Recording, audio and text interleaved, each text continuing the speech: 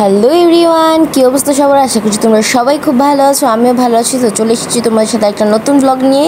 তো রিসেন্টলি আমরা কয়েকদিন আগে গিয়েছিলাম সবাই মিলে গোপালদি মহারাজের আশ্রমে। নরসিংদী থেকে গোপালদি মহারাজের আশ্রমে যেতে কিন্তু বেশিক্ষণ সময় লাগে না। তো তার জন্য আমরা 11টা সাড়ে 11টার দিকেই রওনা দিয়েছি। কিন্তু রাস্তায় যেতে যেতে হচ্ছে আমাদের অটোতে কোনো একটা সমস্যা হয়েছিল, তার জন্য আমরা একটা জায়গায় বসে কিছু খেয়েছি, প্লাস আমাদের অটোটাও ততক্ষণে ঠিক করে নিয়েছে। আর দেখো আমরা কিন্তু চলে এসেছি গোপালদিতে।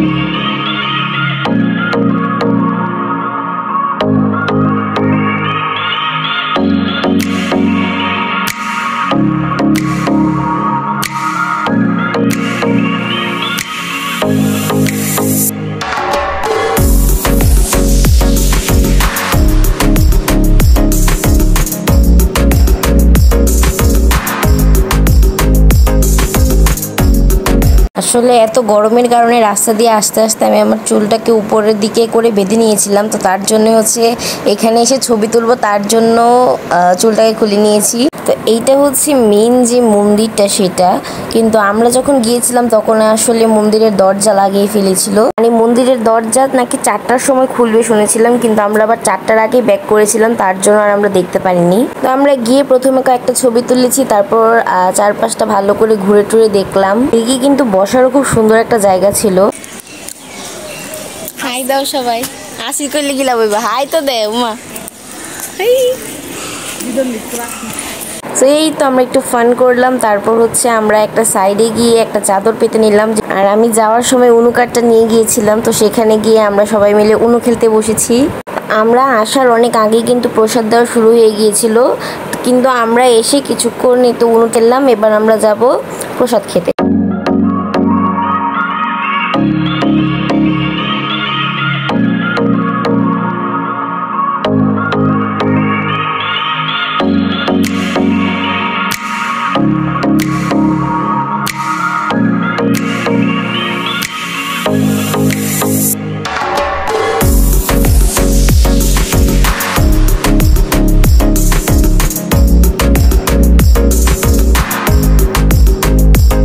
তো আমরা কিন্তু খাওয়ার এখানে চলে এসেছি। তো চলো তোমার সাথে একটা একটা করে শেয়ার করি যে আমাদেরকে কি কি খেতে দিয়েছিল।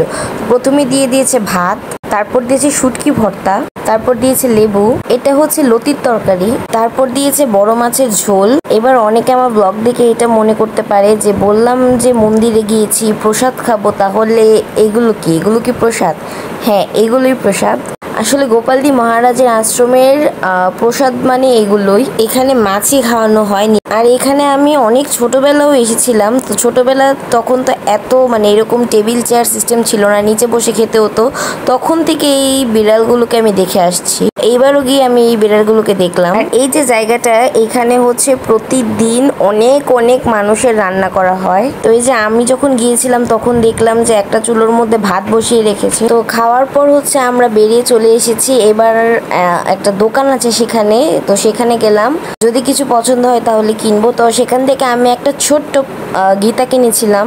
এবার আমরা কোথায় যাব সেটা আমি নিজেও জানি না। তো চলো দেখি কোথায় যাওয়া যায়। তো এখানে আমরা দেখলাম যে পাশেই একটা শসা বিক্রেতা বসেছে। তো আমরা ভাবলাম যে একটু শসা খাই।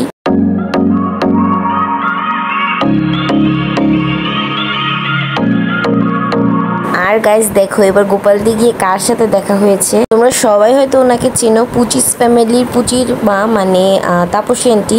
এবার আমি কোথায় গিয়েছি সেটা আমি এখনো জানি না, মানে এখানে কি আছে আমি সত্যি জানি না।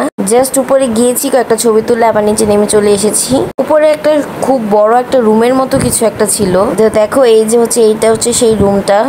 আর এইদিকে হচ্ছে যেখানে সবাই বসে প্রসাদ খায়।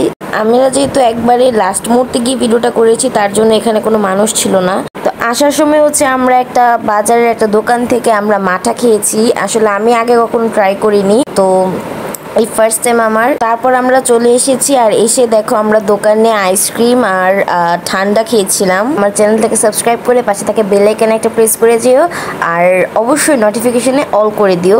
আর আমার ফেসবুক পেজটাকে ফলো করতে ভুলো না। আমার ইনস্টাগ্রাম অ্যাকাউন্ট দিয়াশা152 তে ফলো করে দিও, আর যেটার লিঙ্ক তোমরা আমার ইউটিউবের অ্যাবাউট সেকশনে অথবা আমার ফেসবুকের কভার ফটোতে পেয়ে যাবে। তো আমার নেক্সট ব্লগ আসা পর্যন্ত সবাই ভালো থেকো, সুস্থ থেকো। আজকের ব্লগ এতটুকুই, দেখা হচ্ছে তোমার সাথে নেক্সট ব্লগে। Bye bye.